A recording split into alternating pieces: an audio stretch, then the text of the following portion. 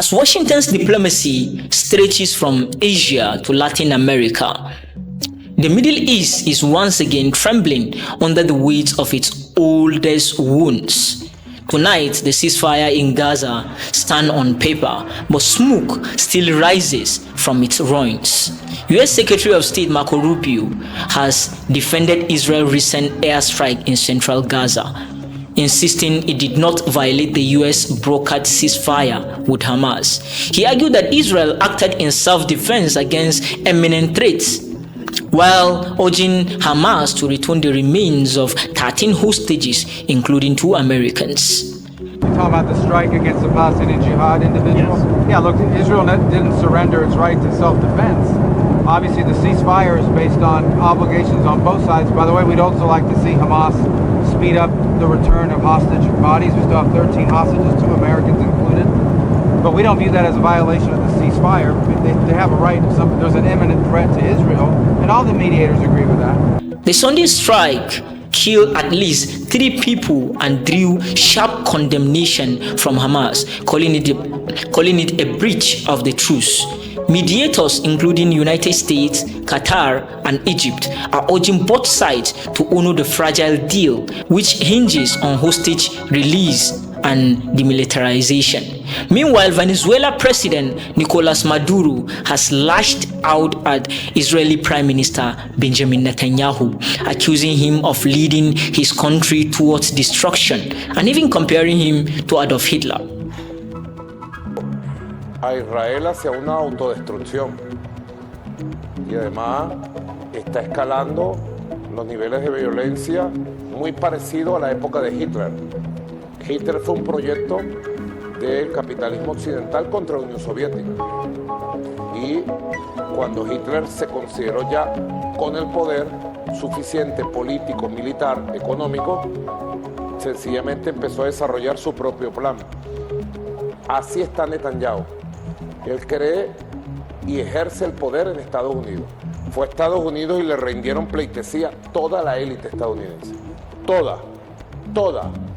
Hasta los que lo criticaban, hasta los que dijeron que no lo iban a ver, lo tuvieron que ver. Y entonces él se fue de Estados Unidos con la carta blanca para bombardear Irán, el Líbano, bombardear a todo el Medio Oriente, a los pueblos árabes, a los pueblos musulmanes. Y ha creado una situación de altísima tensión. De hecho, allá se está esperando el arranque de lo que pudiera ser una guerra de mayor dimensión, que supere a la de Ucrania y que supere a la guerra, al genocidio de Gaza. Porque estamos hablando de potentes unidades militares del Líbano, de Yemen, de Irak, de Irán, entre otras. Así que Netanyahu está buscando incendiar todo el Medio Oriente con una guerra que uno sabe cómo puede empezar, pero uno sabe las derivaciones y el impacto que va a tener en medio de una economía estadounidense y occidental en recesión, en medio de una crisis económica de lo que fueron los factores principales de la economía mundial durante décadas. The remarks have deepened diplomatic rift and reignited questions about how far Israel's military operation can go before Washington itself draws a line. But far from the headlines of Gaza, a quitter tragedy unfolds in the occupied West Bank. The United Nations report that Palestinian farmers have endured more than 150 settler assaults in just the first 2 weeks of the olive harvest. Crops stolen, groups burned, families beaten, often with Israeli forces nearby.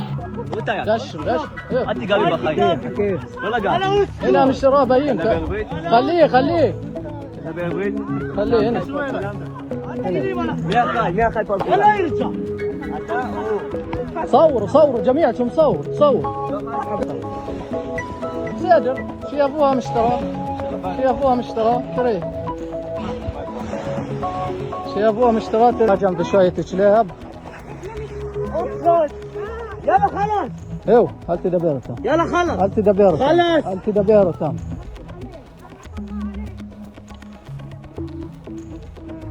هاي شوف على يرن على خالي بشير اجل لي شو اسمه الصمم ما خلاص هاي هذا بخرب في الدنيا خليه يصور عادي هسه بيجوا الجيش انت ما قيس جايبين التليفون؟ ما قيس جايبين؟ تشير قيس جايبين التليفون؟ يوم انت ما قيس جايبين التليفون؟ يفي اخ شاف يا ابوها شراب يفي نريا متسلمه زوز الطفا انت زوز زوز بيبو التسيم هذا علونه قابقه علونه قابقه التسيم هذا انتقى علي عادي قابي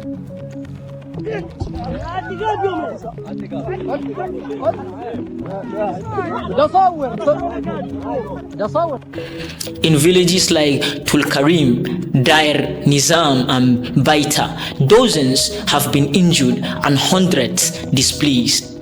Since October last year, over 3,200 Palestinians have been forced from their homes amidst what human rights observers call a systemic campaign of dispossession. Washington says it has made its position clear. If Netanyahu moves to annex part of the West Bank continue, Israel risks losing US support. But critics say that warning rings hollow, pointing out that words of concern really translate into consequences. This comes when Vice President J.D. Vance attended Mass at Jerusalem Church of the Holy Sepulchre, the revered site of Jesus Christ's crucifixion and resurrection, where he prayed at the Edicule Shrine alongside Second Lady Usha Vance. He met with Prime Minister Benjamin Netanyahu to push the Trump administration Gaza peace plan post-ceasefire and criticized a Knesset resolution on West Bank annexation as a stupid political stunt that insults the US and undermines peace efforts. The visit, which omitted the West Bank wall, received acclaim from American Christian conservatives while sparking varied social media responses on faith and US policy. But the reality on ground, just last week, Israeli settlers, accompanied by soldiers and police dogs, stormed Olive Grove in Deir Nizam, attacking Palestinian families under the shield of army protection. احنا من 70 سنة ما شفناش هذا الشيء. 70 سنة ما شفناهوش هذا الشيء. أخذوا الرزق وأخذوا كل شيء. ما خلوناش شيء. ما خلوناش شيء من مرة. خربوا بيتنا. ما ربيش حركوا رجال. وزيادة عن ذلك المطورة هنا سلكوه. المطورة ترمة الرش سلكوه. حبسونا من الساعة 12 بالليل تروحنا.